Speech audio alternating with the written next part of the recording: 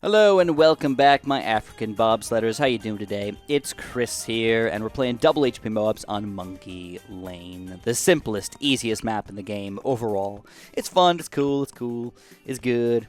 And today we're going to walk you guys through this one. So, I assume that most people aren't here for the strategy. Most people are probably here for the fun, but if you are here for the strategy, let's try and walk you guys through this one real freaking quick. Everything from round 0 to 39 is going to be the exact same thing as hard. The only time it's going to start changing is round 40 plus. You got to fight your first Moab, which is going to be double the health of your regular Moabs. So all you really need to do is do everything like normal, but get more Moab popping power for round 40 in particular, but you still need more Moab popping power for the rest of the game. So just build a few more towers that do better Moab popping power. I think there's no better tower than the Tack shooter for Moab popping power. On this map in particular, it's actually going to be extra specially good. So what we're going to do is we're going to do sort of a goofy strategy, I suppose.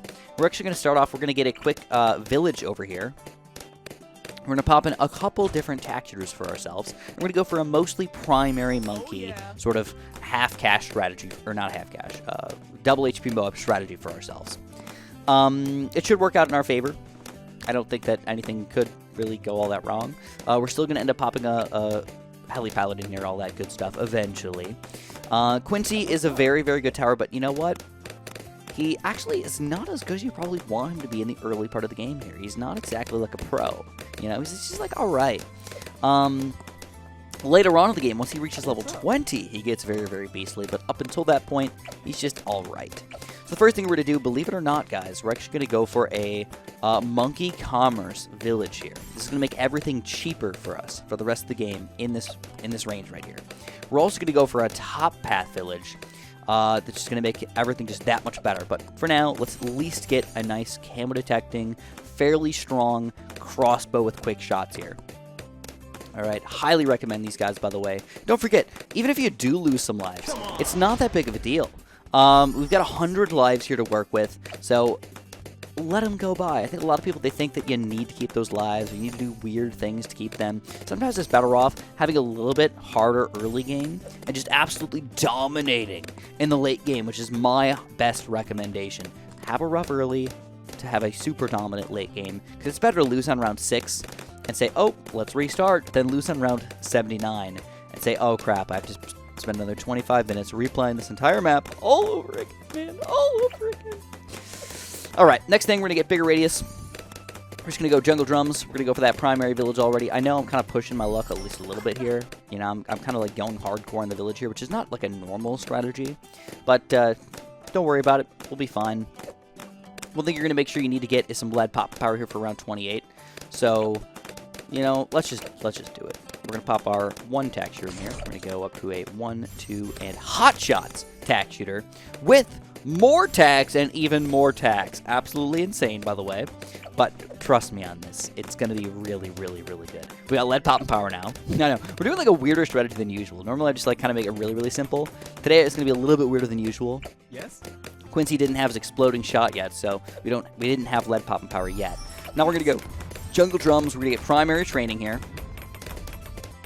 Primary training. There it is. All right. Now look at the hot shots, though. It's already got a pretty good amount of range here. And what you want to look at is when you actually watch him shoot, look at the projectiles and how far that they can actually reach.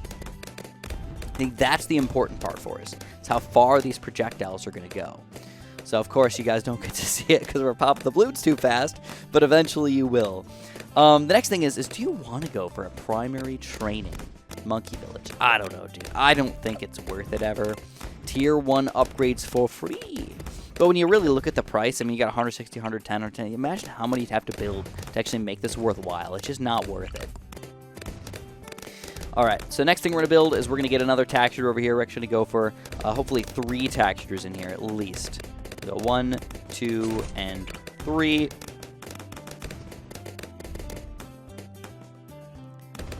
Alright, we got 3 tack shooters in there. This guy's doing pretty good, but he's not exactly the pro that we want him to be. This guy is going to be the pro that we want him to be. We want him to be the overdrive, faster shooting, extreme tack shooter here. Alright? Beastly. beastly tower. We're also going to start alchemizing these guys. So what this is going to allow us to do is we want to put him closest to this Tack because we want him to power him up the most. But the rest of the three would be beneficial if they did end up getting this alchemist power up. So I want to make sure they're in range over here. Now everything we put in range over here, up until 4th hero, is going to be cheaper. All right, so you know, you can tell our Berserker Brew is actually pretty cheap. Here we go, round 40 though. Here's our Overdrive in action with a little bit of Quincy action there. We take this guy down, no problem. That was a super health Moab, by the way. We get the stronger stim finally, and now with our extra money, what do we want to do here, man? I'm thinking we go for another one of these delicious Overdrive Tack Shooters. All right. 2 Overdrive Tack Shooters with faster shooting is the Moab popping power that we really, really want to see. Sadly, these guys don't have camo detection yet, so we're going to either have to get another tower that does have camo detection or get another village over here. Either way, I think, honestly, we're better off just doing a quick double faster shooting guy over here and then switching into another tower that does its camo detection pretty well, which, in my opinion, is going to be the Super Monkey here. We're going to go for that Sun Avatar. Sun Avatar, great for popping balloons, but also not bad against Moab class balloons either. If you put them in range of all of this stuff right here, you can just straight up dominate all these balloons, baby. Yeah, yo! But we're going to need knockback and Ultra Vision here. Now, the main reason why I ended up buying the cheaper upgrades on the bottom here was because I wanted a Sun Avatar. All right, you don't think about it, but you spent $1,000 in the early part of the game, which seems like a lot of money. But literally, we saved like $400 there, saved like $200 here. We're gonna save like $6 grand from these 3 upgrades right here. Like, it's insane how much money you're actually gonna save when you finally like math it out. Getting the Super Monkeys is ideal. All right, fantastic. So if you haven't noticed by now, who's actually doing most of the pops? If you actually look at it, man, I know these guys haven't been around for all that long, but check this out: 1,600, 2,000, 3,000. 12,000, 7,000, 1,600. All right, well, it doesn't look as special as it probably should be, but it is pretty special. All right, 51, Camo Bloons. Don't forget about this. Camo Bloons around 51 are going to be one of the biggest killers for a lot of people because they're kind of out of the ordinary. Like, you go from around 42 needing like a little bit of camo detection, like 50, or like 46, you need like a little bit of purple camo detection, and all of a sudden 51 hits you with freaking camo ceramics? What the heck is that, man? That's not good. Not good at all. But it's still pretty awesome. All right. So we're going to go Sun Avatar here, 19 grand, and then the next thing after that, we're going to get the Tack Zone if we can afford it. Game over. Easy peasy, lemon squeezy. We took this game down without a sweat. All right, without a sweat. I know. Just how you got to do it, guys. That's how you got to do it. So watch the money here, though. We're going to need that $9,000 before we get to round 63. All right? We're going to need it. It's not a question of would it be nice to have? No, so we freaking need it. If we don't get it, we're done. Doomed. Game over. See you later. We die. Well, maybe. I don't know. Maybe we could just use random Quincy abilities here to keep ourselves alive. But these guys, don't underestimate them. They are very, very good. And the great thing about them is they're very, very good. They're also getting powered up by this Alchemist here and the primary training village, which is giving them all like a bunch of different buffs that you don't even think about, you know? It's like extra attack damage, extra range, extra pierce. It's like all these weird things that just add up to some ridiculous buffs. All right. Here he is, though. Yep, round 60. I guess that's good timing. Well, give me that money, baby. Give me that money. As far as alchemizing any of my other towers on the screen, is it worth it? Like, should you alchemize Quincy, your crossbow, or your Sun Avatar? I think it's okay to do it, but it's really not something that you're going to need. It's something that you might just say, you know what, why not? Let's just throw it in there, we'll get some extra damage out of these guys. But realistically, the one thing that's going to shoot the most projectiles in like a single attack. It's kind of weird to think about, but one of these guys is going to shoot out like, 16 projectiles in a single attack. So every single one of those projectiles is going to be, you know, have an extreme amount of extra popping power. Where Quincy is also actually not that bad, because I think he's got 3 arrows shooting at this point already. Not bad at all, man. Not bad at all. If I do say so myself. But yeah, the next thing we're going to do is we're going to save up for a quick Tack Zone. It's $25,000. Doesn't have camo detection, but it's got everything else that we need. Tons of extra pierce, tons of extra Moab popping power. just going to be straight up ownage for the rest of the game. Though realistically, the amount of money we're getting past around 65 is quite low. Around 65 to 80 is not good money-making levels. Alright, you're also looking at our Moab popping power here. One great thing about our Sun Avatar, that we're slowing down the Moab class Bloons so that our other attack zones here are actually doing a lot of the Moab damage. Sun Avatar sure does some, but having bunches of projectiles going through them is really what's doing the most damage out of our stuff at the moment. So I didn't really talk about anything special or podcasty today. Again, if you guys have any opinions on what you think I should talk about, let me know in the comments below. I would actually love to hear them. I don't have anything in particular that I necessarily need to talk about. I think that I haven't decided whether or not I truly want to do a podcast type thing. I think that in the future, I think it'd be fun for me. You know, I think it'd be, like, very chill.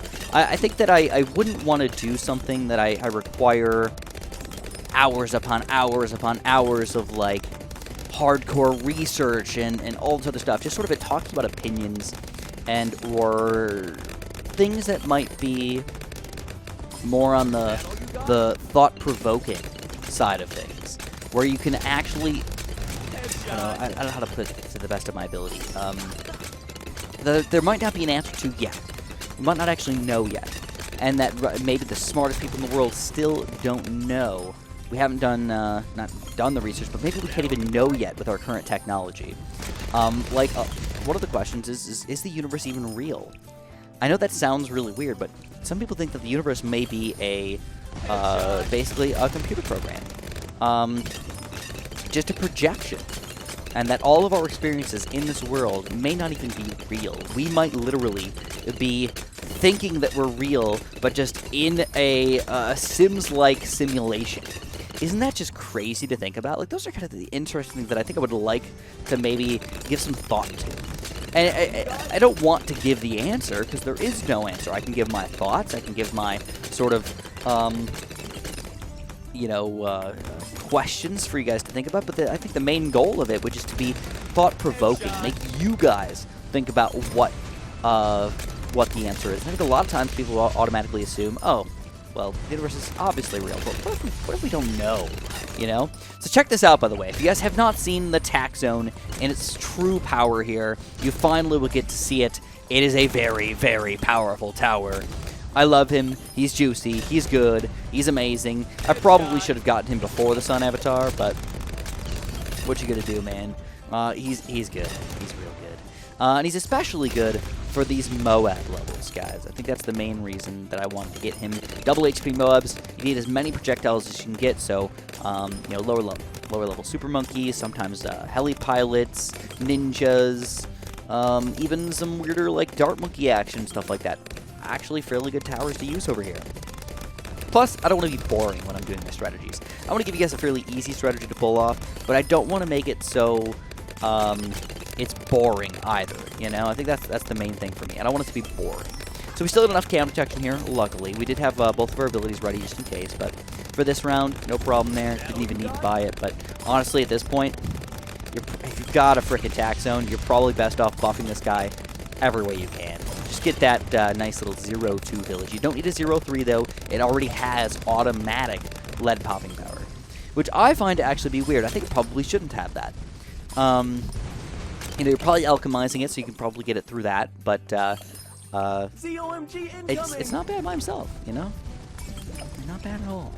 You can even go Ring of Fire, and if you want to, save up for that Inferno Ring or something like that, guys. If you want to be crazy about it. But there it is. Hey, we got Bloonzilla. Awesome, man. That's how it is. If you guys enjoyed, make sure you press that like button for me. Subscribe if you have not, and have a super duper delicious day.